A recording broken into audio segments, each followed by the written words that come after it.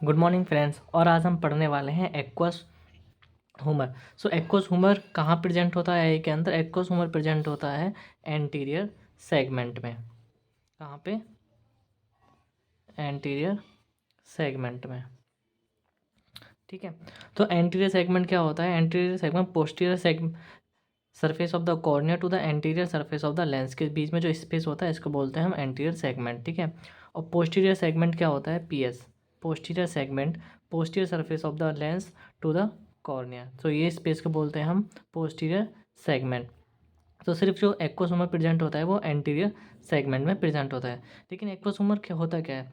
एक aqueous humour simple clear watery fluid होता है, क्लियर वाटरी फ्लूइड होता है। ठीक है, ये जो प्रेजेंट होता है, अब इसके अंदर सेगमेंट के अंदर भी दो चीज़ आती हैं, चैम्बर्स। एक होता है एंटीरियर चैम्बर और एक होता है पोस्टीरियर चैम्बर। ठीक है, एंटीरियर चैम्बर जो आइरिस के और कॉर्निया के बीच में जो स्पेस होता है ये वाला, इसको बोलते हैं हम एंटीरियर चैम्बर। तो एंटीरियर चैम्बर में जो प्रेजेंट होता है ये एक्वस ह्यूमर, वो होता है 0.25 ml। ओके, और जो पोस्टीरियर सेगमेंट में प्रेजेंट होता है, मतलब आइरिस के लेकर लेंस के सरफेस के एंटीरियर सरफेस के बीच में होता है, वो होता है 0.06 ml। तो ये टोटल मिला के जो एक्वस ह्यूमर प्रेजेंट होता है हमारी आई के अंदर, मतलब इस एरिया में, वो होता है 0.31 ml। ओके, और इसका जो प्रोडक्शन होता है वो होता है 2.32 2.5 ml पर मिनट। अब जो इसका जो प्रोडक्शन कर रही है वो होती है सिलेरी मसल्स। ओके, और इसका एक ड्रेनेज होता है, ड्रेनेज सिस्टम भी हम पढ़ेंगे अभी इस डिटेल में कि ड्रेनेज किस तरीके से होता है इसका। ठीक है, तो हम इस इतने जो पोर्शन को इसी को हम बड़ा करके दिखा रहे हैं यहाँ पे। ठीक है, सो बेसिकली क्या होता है, ये हमारी क्या हो गई? ये हो गई सिलेरी मसल्स। इसको और बड़ा कर लेते हैं, ये होगी पार्स प्लेना, पार्स प्लेना पार्ट हो गया। और ये जो बचा कुचा पार्ट हो गया इसको बोलते हैं पार्स प्लेसेटा, पार्स प्लेसेटा। ठीक है, और ये हो गई हमारी आइरिस, और ये हो गई कॉर्निया, और ये हो गया लेंस। ठीक है, जो लेंस जो अटैच होता है बाय द स्लेरी जोन्स, ये अटैच होता है आइरिस से। ठीक है, और जो मेनली प्रोडक्शन करती है हमारा जो एक्वस ह्यूमर प्रोडक्शन होता है वो स्लेरी मसल्स से होता है, वो इस तरीके से होता है यहाँ पे। और देन ये इस पोस्टीरियर चैम्बर से लेके एंटीरियर चैम्बर में निकल जाता है। ठीक है, यहाँ से इसका ड्रेनेज होता है। अब इसका जो ड्रेनेज है वो भी दो पार्ट्स में है, एक होता है कन्वेंशनल फ्लो और एक होता है अनकन्वेंशनल फ्लो। ठीक है, अब वो कैसे होता है वो बताते हैं। पहले इसके बाद पहले आते हैं हम इसकी प्रोडक्शन पे। प्रोडक्शन, ठीक है, अगर हम नॉर्मल एक्वस की बात करें तो ये बना हुआ होता है 99.9% वाटर से। बचा कुछ 0.1% होता है इसमें कुछ अदर ग्रेडियंट्स, जैसे प्रोटीन। ठीक है, प्रोटीन होता है 0.04%, और sodium, potassium, calcium, glucose, lactic acid और अमीनो एसिड,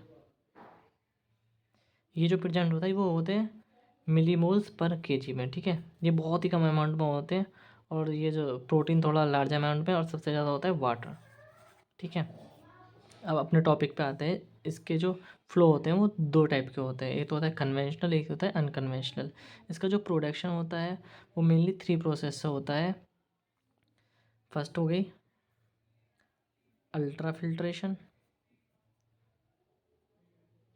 सेकंड हो गई सिक्रेशन, और थर्ड हो गई डिफ्यूज़न। ठीक है, अब ये 3 प्रोसेस एक्चुअली होती कैसे हैं? ठीक है, मैं बताता हूँ। अब ये जो आइरिस है, पार्स प्लेना, पार्स प्लेसेटा। अब ये जो पार्स प्लेसेटा है कि ये जो आउटर मोस्ट लेयर होती है इसको बोलते हैं हम नॉन पिगमेंटेड एपिथेलियम। ठीक है, और इसके जो जस्ट बाद अंदर प्रेजेंट होते हैं एक और सेल होते हैं, सेल की लेयर होती है ऐसे करके, वो होती है पिगमेंटेड एपिथेलियम लेयर, ठीक है। और ये सारा हो गया इसका स्टोरमा। स्टोरमा, अब जो ये स्टोरमा प्रेजेंट होता है इसके जो प्लाज्मा से ये बनता है हमारा एक्वस ह्यूमर। सबसे पहले इसका फिल्ट्रेशन होता है pigmented epithelium and then ultra filtration होता है इसका नॉन पिगमेंटेड एपिथेलियम में। जब इसका नॉन पिगमेंटेड एपिथेलियम में ये जो फ्लूइड है ये एक्वस ह्यूमर यहाँ पे आ जाता है, देन पोटेशियम एंड सोडियम, ठीक है, सोडियम एंड पोटेशियम का इंटरचेंज होता है यहाँ पे एटीपीएज प्रोसेस है, by the process of diffusion and osmosis. तो ये प्रोडक्शन होता है इसका एक्वस ह्यूमर का, ठीक है, यहाँ से। और देन ये एंटीरियर चैम्बर से ये जाता है पोस्टीरियर चैम्बर की तरफ, ठीक है, ऐसे इसका फ्लो होता है। अब पोस्टीरियर फ्लो में सबसे पहला जो इसका ड्रेनेज आता है वो आता है ट्रेबिकुलर मेसवर्क। अब ट्रेबिकुलर मेसवर्क होता है यहाँ पे present, just angle between the iris and the posterior surface of the cornea. इसको बोलते हैं हम कॉर्नियल एंगल भी बोलते हैं इसको, कॉर्नियल एंगल, ठीक है। अब ये हो गया हमारा ट्रेबिकुलर मेसवर्क। मेनली ट्रेबिकुलर मेसवर्क की इमेज होती है इस टाइप की। अगर हम इसको और बड़े में बनाना चाहें तो ट्रेबिकुलर मेसवर्क थोड़ा इस टाइप का होता है, ठीक है। ये होता है ट्रेबिकुलर मेसवर्क यहाँ पे जस्ट, ठीक है। फर्स्ट इसमें फ्लो होता है, देन इसके अंदर से फ्लो होता रहता है, ठीक है। ट्रेबिकुलर मेसवर्क के 3 पार्ट होते हैं, जैसे फर्स्ट हो गया बहुत इनर मोस्ट हो गया, उसको बोलते हैं हम यूवियल मेसवर्क। और देन उसके आउटर वाला होता है कॉर्नियल स्क्लेरल एंड और जो सबसे आउटर मोस्ट होता है उसको बोलते हैं हम जस्टा कैनालिकुलर, ठीक है। 3 पार्ट होते हैं। यहाँ से होते हुए जन इससे एक और अटैच होता है, उसको बोलते हैं हम स्केलमल कैनाल। स्केलमल कैनाल से बहुत सारी कलेक्टर चैनल्स होती हैं, देन एपिस्केलल वीन में वो चले जाता है, ठीक है। ये होता है एक कन्वेंशनल फ्लो। ये जो कन्वेंशनल फ्लो है अप्रॉक्सीमेटली 90% जो फ्लो होता है वो यहीं से होता है, ठीक है। बाकी का 10% होता है अनकन्वेंशनल फ्लो। अभी अनकन्वेंशनल फ्लो क्या होता है, जो ट्रेबिकुलर मेसवर्क से चले गया, ठीक है, वो तो यहीं से ट्रेबिकुलर मेसवर्क से जाएगा, वो हो गया कन्वेंशनल। बाकी का जो 10% है वो यहाँ से जाता है, इससे, इस एरिया से आइरिस में। फर्स्ट वो आइरिस में जाएगा, ठीक है। फर्स्ट वो आइरिस में जाने के बाद सीधा कलेक्टर चैनल में एपिस्केलर वीन में जाके अटैच हो जाएगा, ठीक है। मतलब यहाँ से फ्लो होता हुआ एपिस्केलर वीन में फ्लो हो जाएगा।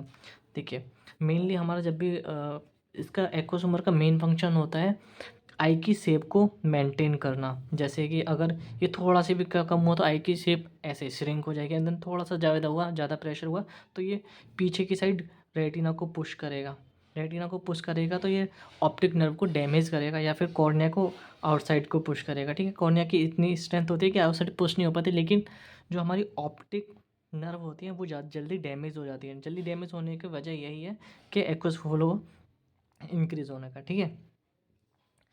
अभी जब भी पेशेंट हमारे पास आता है किसी भी ऑप्टोमेट्रिस्ट के पास, और जब भी चेक वगैरह करते हैं तो हम कोनियोस्कोपी वगैरह करते हैं, तो अगर ये फ्लो बंद हो गया, ट्रेबिकुलर मेसवर्क बंद हो गया, तो हम अनकन्वेंशनल फ्लो की तरफ जाते हैं या फिर यहाँ पे एक पीआई कर देते हैं सर्जरी से। पीआई करने के बाद ये वाला फ्लो इंक्रीज हो जाता है, देन फिर सेम रूट ये वाला फ्लो होता है, ठीक है।